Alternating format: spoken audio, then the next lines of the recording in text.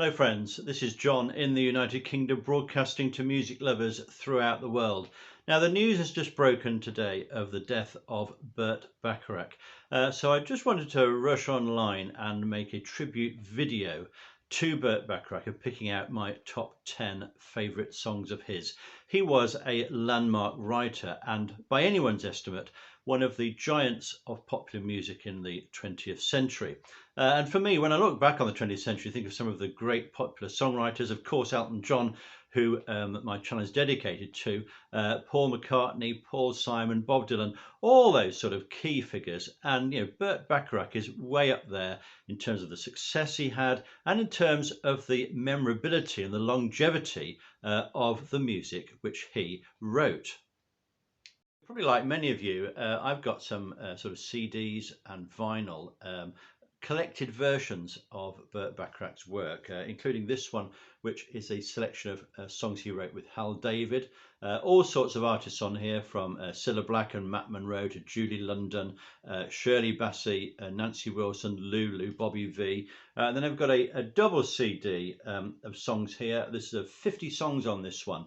And again, some great artists here, from the Drifters, Aretha Franklin, Tom Jones, Jack Jones, Gene Pitney, Bobby V, Dusty Springfield, all sorts of people, including the Pretenders and Elvis Costello, of course, who worked for quite a number of years with Burt Bacharach as a songwriting partner.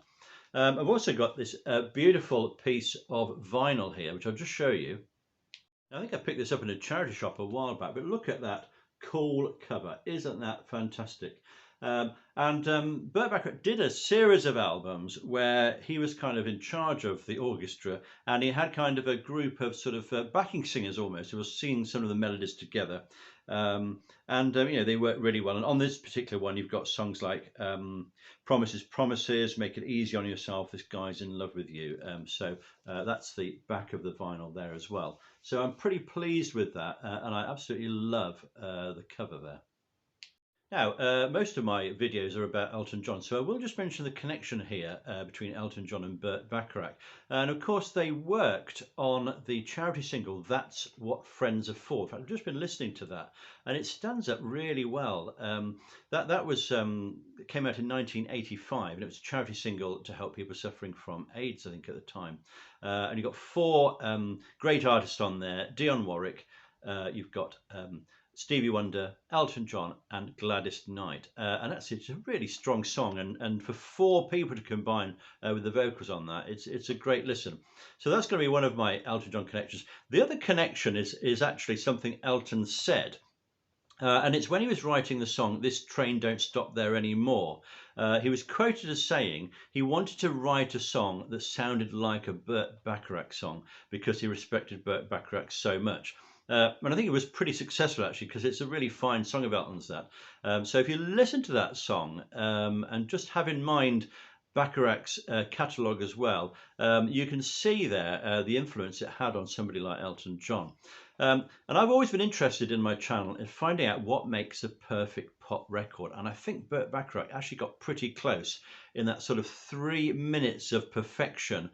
Great song, interesting lyrics, good arrangement, and of course, some wonderful performers. And we think of the great interpreters of his songs. Dionne Warwick, of course, comes up. Aretha Franklin comes up. People like Petula Clark come up, and people like Cilla Black from the UK as well. So I'm just going to mention a few of his songs. I'm not an expert, but these are ones I particularly enjoy. So I've got Bubbling Under my top 10, That's What Friends Are For, that I've just mentioned, which is a fine listen, and The Look of Love, which is an absolutely beautiful song. I particularly like Dusty Springfield's version of it. It's very restrained, very held back. It's an absolutely lovely melody. Dusty Springfield, wonderful performer, of course. So they didn't even make it into my top 10, so you can see what sort of quality we've got here. At number 10, I'm putting Christopher Cross's version of Arthur's Theme. Now, this was from a sort of comedy film at the time. I think it was starring Dudley Moore. It's got sort of iconic film of the 80s. It's a really strong pop song about New York City. Great song there. At number 9, I'm putting Close to You. Now, this, of course, was sung beautifully by the Carpenters. Absolutely glorious love song. I mean, I don't need to say anything more about that, except it's just a great piece of music. Number 8, I've got 24 Hours from Tulsa. Now, Gene Pitney was a good interpreter, a great interpreter of Burt Bacharach songs. That's, again, an iconic song, isn't it? Just so atmospheric of America and very memorable. At number 7, I've got Do You Know the Way to San Jose? No better version than Dionne Warwick's version. You know, I think Burt Bacharach always liked his songs being interpreted by Dionne Warwick. She had that sort of sharpness, she had that distinctive voice, was able to convey melody and meaning really so well. Now, number 6, I've got a really unusual song. It's Gene Pitney again. It's The Man Who Shot Liberty Valance. Now, this was, of course, from the film of the same name. It's a Western starring James Stewart, another one of my heroes. And it's very unusual. It's got gunshots going off in it.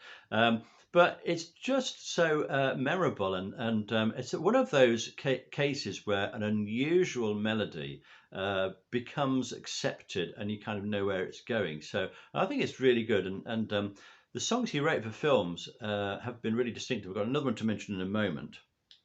Number 5, I've put Petula Clark singing This Guy's in Love with You, or This Girl's in Love with You.